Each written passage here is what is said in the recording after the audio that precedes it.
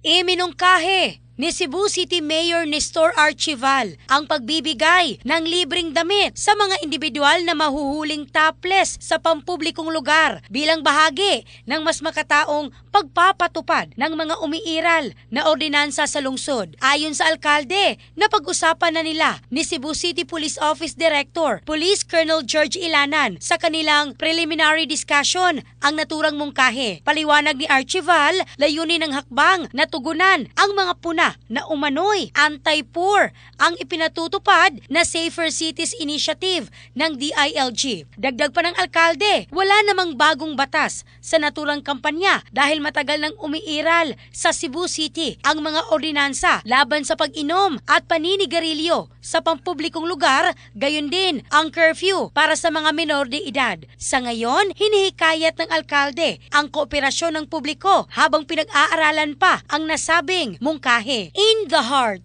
of changing lives, ako si Michelle Craste ng Brigada News Philippines, the Music and News Authority.